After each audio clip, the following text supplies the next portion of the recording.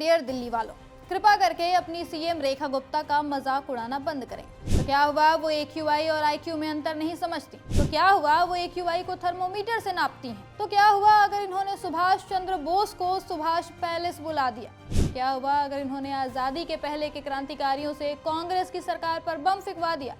तो क्या हुआ अगर उन्होंने 2-4 झूठ फेंक दिए आपके सामने? आखिर है तो वो आपकी सीएम है, ऊपर से एक महिला। अच्छा थोड़ी लगता है दिन रात आप उन पर मीम्स बनाए?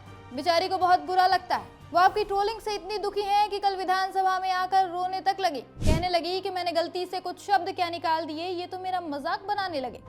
मुझे दिल से बुरा लगा है ये देखकर। फिर काफी इमोशनल होकर गुप्ता जी ने आगे कहा कि मुझसे तो गलती हो गई, लेकिन आप तो जानबूझकर ऐसा काम करते हो। AQI को मैंने AIQ बोल दिया तो उस पर रील बनाना शुरू कर दिया। फिर मैडम ने एक सलाह भी दी, कहा कि डिजिटल युग में राजनेताओं पर मीम्स बनाना एक सामान्य बात है, लेकिन कुछ लोग विरोध के नाम पर भाषा की मर्यादा भूल जाते हैं।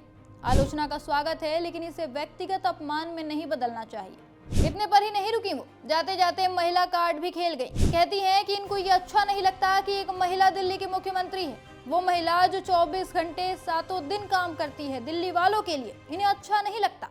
पर फिर वही बात आ जाती है ना, बोया पेड़ बबूल का तो आम कहाँ से होए। रेखा गुप्ता जी को अब बुरा लग रहा है कि उनसे गलती से जो शब्द निकल रहे हैं उनका मजाक बनाया जा रहा है। पर ये कैसे भूल जाती हैं कि राजनीति में इन चीजों की शुरुआत खुद उनकी ही पार्टी ने करी है। राजनीति को सबसे निम्न स्तर पर ले जाने वाली उन्हीं की पार्टी है, जो एडिटेड वीडियोस चलाकर फेक न्यूज फैलाकर दूसरे नेताओं को बदनाम करती है। आपको तो खुश होना चाहिए कि कम से कम दूसरे लोग आपके शब्दों को एडिट करके नहीं चला रहे। राहुल गांधी जैसे पढ़े लिखे और मुद्दे की बात करने वाले नेता को आप लोगों ने पप्पू दिखाने में कोई कसर नहीं छोड़ा था। आप तो असल पप्पू वाली हरकतें करती हैं, फिर कैसे कोई आपको ट्रोल न करे।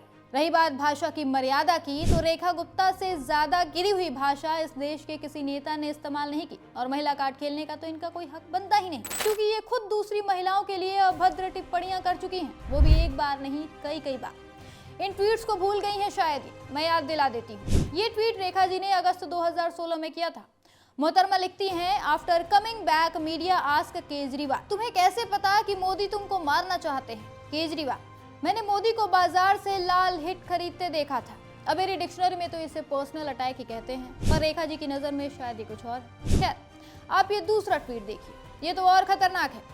इसमें रेखा जी लिखती हैं, केजरीवाल अपना जन्मदिन कभी नहीं मनाता। उन्होंने अपनी मां से घटना का वीडियो मांगा था जिसे वो नहीं दे सकी थी। एक और ट्वीट है ये 2019 का है, जिसमें ये काफी मर्यादित भाषा का इस्तेमाल करती नजर आ रही हैं। अरविंद केजरीवाल को टैग करके रेखा गुप्ता ने लिखा था, दिल्ली तेरे बाप की भी नहीं है जो तू यहाँ मुख्यमंत्री बनकर बकवास कर रहा है। दिल्ली जनता की है और जनता ही तुझे तेरी माँ की कोख में वापस भिजवाएगी। #कमीना कहीं का। फिर ये ट्वीट देखिए, ये इन्होंने 2019 में किया था प्रियंका गांधी के लिए।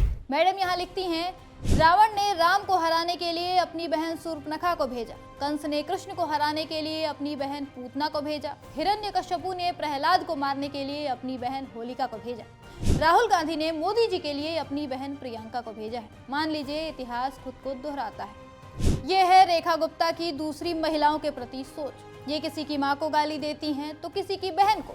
अब मुझे नहीं समझ आ रहा है कि इतनी नीचता करने के बाद रेखा जी ने ये कैसे उम्मीद कर लिया कि लोग इन्हें सम्मान देंगे। दूसरी पार्टी ने तब भी बहुत मर्यादा रख ली है, किसी ने इन्हें गाली नहीं दी। हर कोई इनकी बेवकूफ़ी पर ही बात करता है।